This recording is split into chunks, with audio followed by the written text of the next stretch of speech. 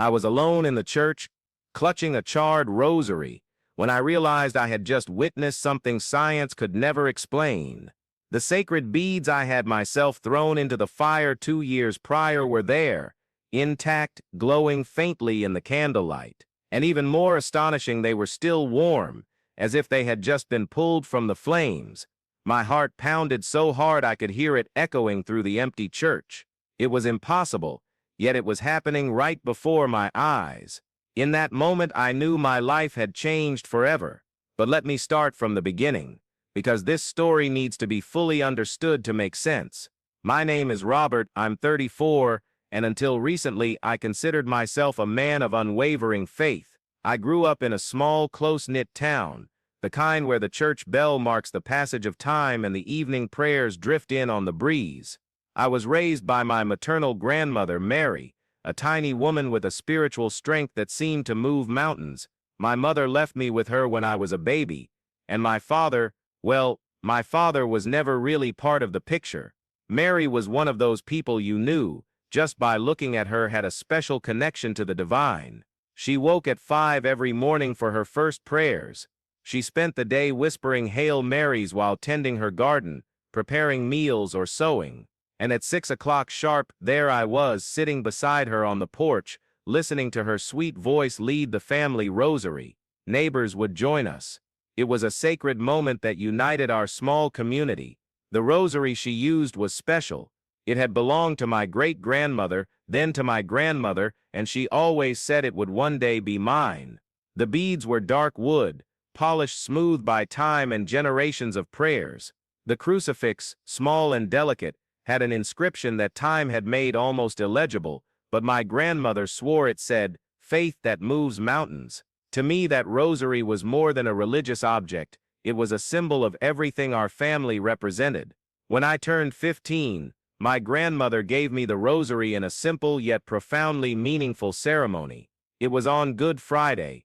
After the procession, we were in the almost empty church, just the two of us and a few flickering candles on the altar. She placed the rosary in my hands and said something I've never forgotten. "Robert, faith isn't a burden we carry. It's a light that carries us when we no longer have the strength to walk alone." In that moment, I felt a warmth spread through my chest, as if something divine had just awakened within me. From that day on, I became known in town as Robert of the Rosary. Every day religiously, I led the community prayers. My voice echoed through the square, down the narrow streets, reaching even the most distant houses. People came from other towns to participate in our prayers. I felt an immense responsibility, but also a deep joy in serving. I believed wholeheartedly that I was fulfilling a divine purpose. For years this was my routine. I woke early, helped my grandmother with the housework, worked part-time at a hardware store, and in the afternoon dedicated hours to prayer and the study of Scripture. My faith was unshakable. When someone in the community faced hardship, they came to me. When there were celebrations, I was there to lead the prayers of thanksgiving. I was absolutely certain that God was present in every detail of my life. That was the case until I was 28, when my younger sister Isabella started exhibiting strange symptoms. She was just 16, full of life, a dreamer. She wanted to be a teacher, loved reading poetry, and sang in the church choir with a voice that seemed angelic. But suddenly, she began experiencing inexplicable pains, weight loss, and fatigue that didn't improve with rest. The first tests showed nothing conclusive. Stress, the doctor said.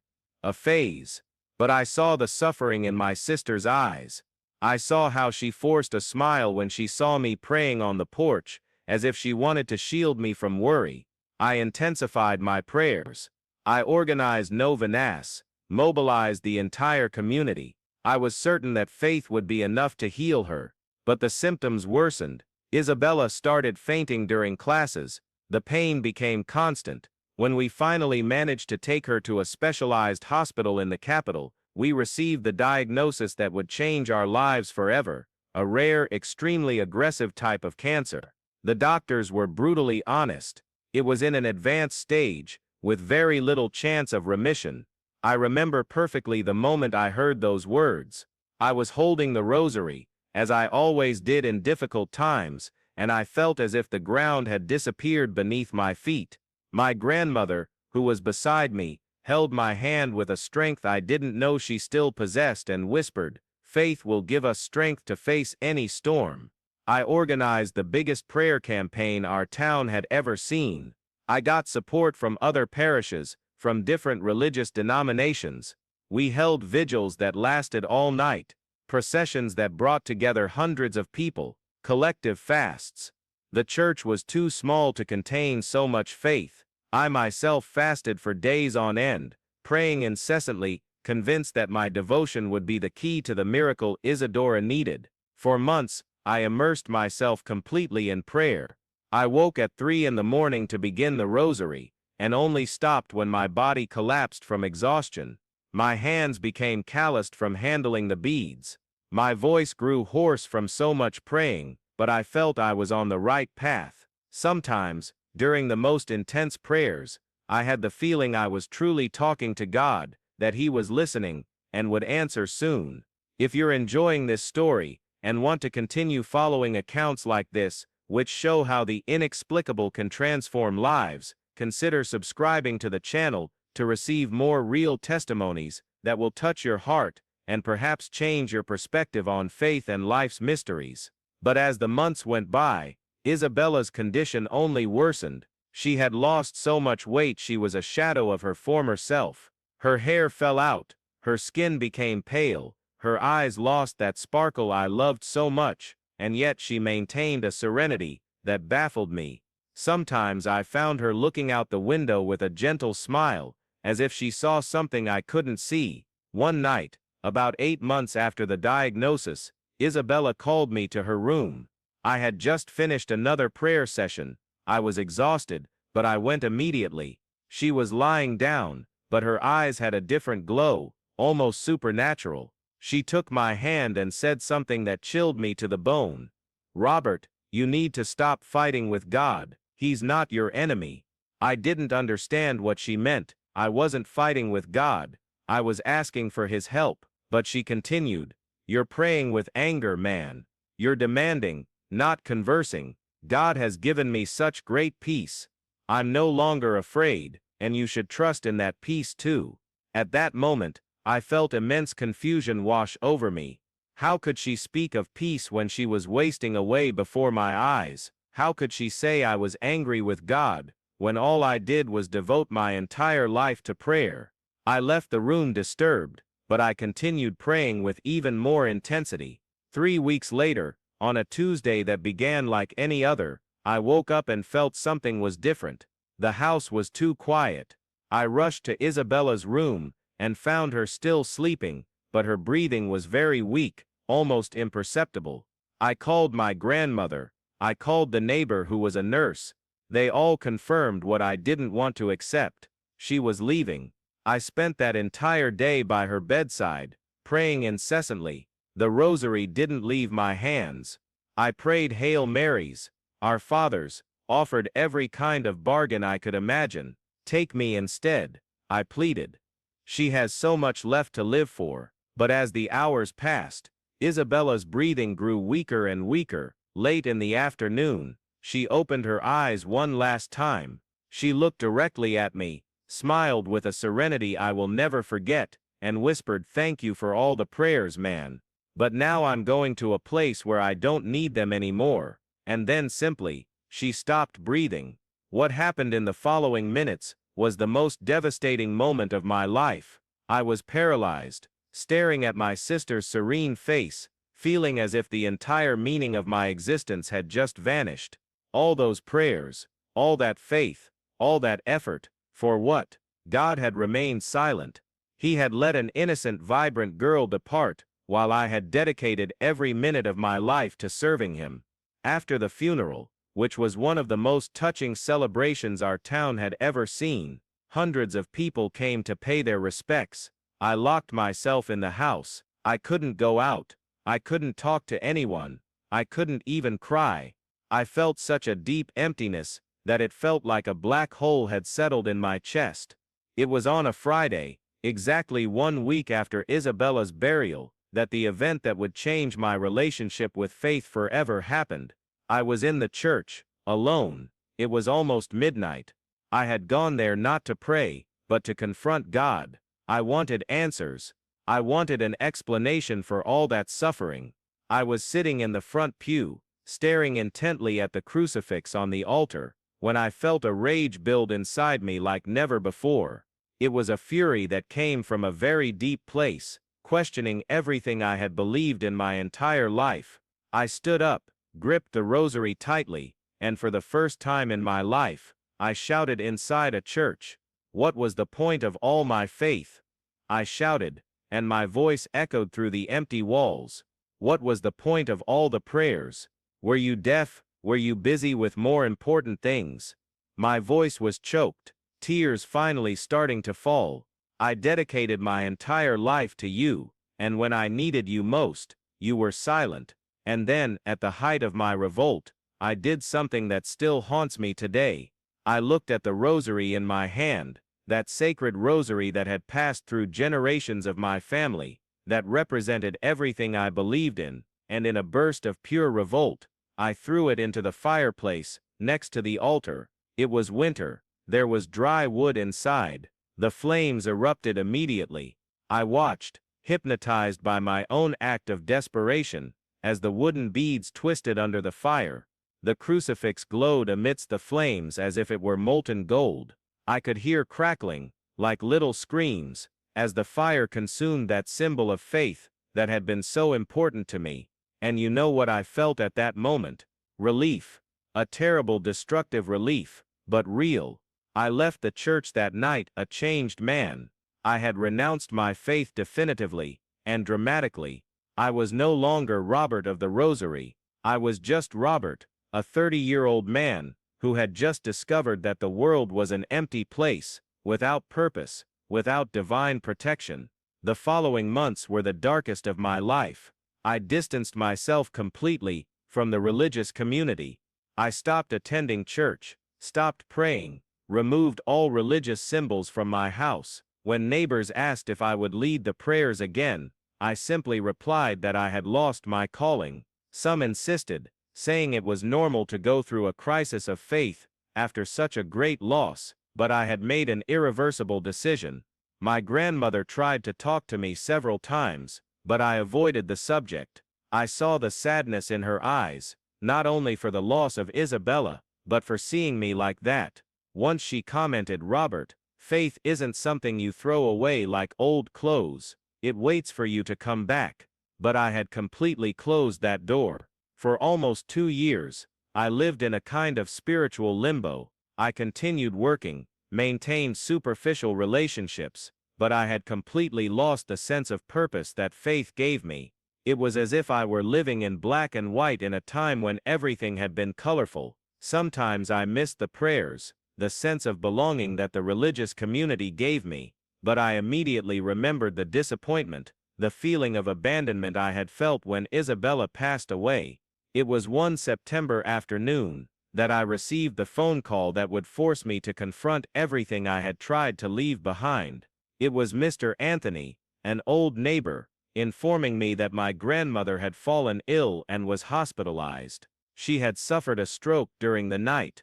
I rushed to the hospital and found my grandmother in a small bed, connected to some machines, but conscious. When she saw me, her eyes lit up in a way that made me feel immense guilt for having distanced myself so much from her in recent times. I held her hand, which was cold and frail, and said, "I'm here, Grandma. Don't worry." She smiled in that sweet way I had known since childhood and whispered, "I knew you would come, and I knew it was time for me to tell you something I've kept all these years." My heart pounded. What secret had my grandmother kept for so long? "Robert," she said in a weak but determined voice, "the day you burned the rosary, I was in the church. I felt the ground disappear beneath my feet." Had she seen me in that moment of revolt? I was doing the weekly cleaning when I heard the shouts. I hid behind the confessional, because I realized you needed that moment alone with God. I couldn't believe what I was hearing. Had she witnessed the most shameful moment of my life? But she continued, After you left, I went to the fireplace. The flames were still high, but I saw something you didn't see. My breathing was rapid. The rosary hadn't burned completely. The fire had mysteriously stopped around the main beads and the crucifix. It was as if an invisible force was protecting them. She stopped to cough, and I took the opportunity to process what I was hearing. This was impossible. I had seen the fire consume everything, but my grandmother continued. I waited for the flames to die down completely, and retrieved the rosary. Some beads were scorched, but all were intact. The crucifix was intact, only darkened by the smoke.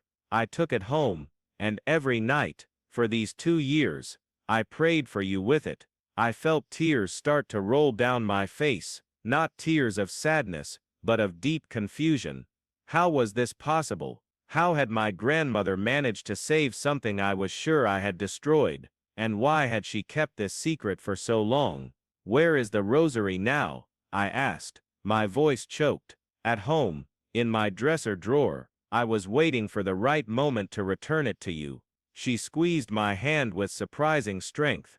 Robert, faith isn't a business deal with God. It's not a bargaining chip. True faith is trusting even when we don't understand the plan. Isabella understood that in her last months of life. That's why she had that peace. That night, my grandmother passed away peacefully in her sleep. There was no suffering, no agony.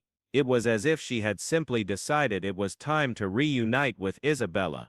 And for the first time in 2 years, I felt something like gratitude. Gratitude for having had the opportunity to say goodbye, to hear that revelation that would change everything. The next day, before I even began to organize the funeral, I went to my grandmother's house to get the rosary.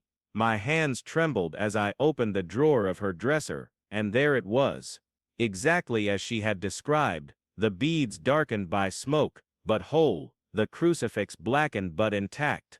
I picked it up with a reverence I hadn't felt in years, and for the first time since Isabella's death, I murmured a prayer. My grandmother's funeral was a beautiful celebration. The whole community came to pay their respects. During the ceremony, the priest spoke about her unwavering faith, about how she had been an example to all of us. And when he mentioned how she had continued praying for me during my crisis of faith, I felt that the whole church was looking at me with understanding, not judgment. After the burial, I returned home, carrying the rosary. I didn't put it in a drawer, or hang it on the wall. I placed it right in the center of the kitchen table, where I could see it every day, not as an object of devotion, but as a symbol of something I couldn't yet fully name. In the following weeks, I began to notice subtle changes within myself. I didn't immediately return to church. I didn't resume my prayers as before, but I felt a growing peace inside me. It was as if a very deep wound was finally beginning to heal. Sometimes I would pick up the rosary and simply hold it without praying, just feeling the weight and texture of the beads that had survived the fire. It was on a full moon night, almost 3 months after my grandmother's death, that the final event of this story occurred. I was lying down, almost asleep, when I felt a presence in the room. It wasn't frightening, it was familiar, comforting. I opened my eyes, and saw 2 translucent figures at the foot of the bed, Isabella and my grandmother. I know this may sound like a dream or a hallucination caused by grief, but I was completely awake. I could feel the breeze coming through the window, hear the chirping of crickets outside, feel the sheet under my body, but I could also clearly see my sister and my grandmother, smiling at me with a serenity that radiated pure love. Isabella looked exactly as she did before she fell ill. Her long curly hair shone with a soft light. Her eyes had that mischievous sparkle that I loved so much. She approached the bed, and extended her hand, and on her fingers was the rosary, but not the charred rosary that was on my table. It was the original rosary, brand new, as it was when my grandmother had given it to me years ago. "Robert," she said, and her voice sounded like a distant melody, "you need to understand that faith isn't about having all the answers, it's about trusting in love. even when it manifests in ways we can't comprehend. My grandmother also approached and placed her hand on my shoulder. I felt an indescribable warmth spread through my entire body. Death is not a defeat of faith, she said. It's just a transformation, and the love that connects people continues to exist, even when bodies are gone. I tried to get up. I tried to touch them, but they began to slowly fade away, like smoke dissipating into the air. Before disappearing completely, Isabella said one last thing. The rosary you burned was restored by the fire, not destroyed by it, just like your faith. I woke up the next day, or maybe I was already awake the whole time, with a sense of completeness I hadn't felt in years. I ran to the kitchen to see the rosary, and it was still there, darkened and marked by the fire, but when I held it in my hands, I felt something different. It was as if it emanated a warm, comforting energy, and it was at that moment that I completely understood what had happened. The rosary had survived the fire, not by chance, but as a symbol that some things are indestructible. True faith, true love, the spiritual connection we have with important people, these things can be tested. They may seem destroyed, but they always find a way to be reborn.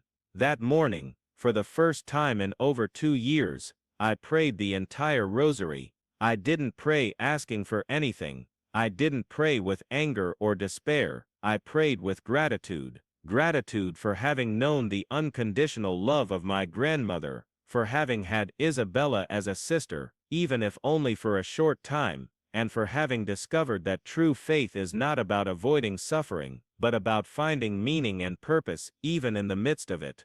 Today, 3 years after all this, I am no longer the rosary boy I was before, but I'm also no longer the angry man who threw the sacred symbol into the fire. I am someone who has learned that spirituality is a complex journey, full of ups and downs, doubts and certainties, moments of divine closeness, and moments of apparent abandonment. I have returned to attending church, but not with the same obsessive intensity as before. Sometimes I lead prayers in the community, but always remembering that faith is a dialogue, not a monologue. Sometimes I feel doubts, and I have learned that this is normal and even healthy. The faith that emerges from the ashes of disillusionment is much stronger than the faith that has never been tested.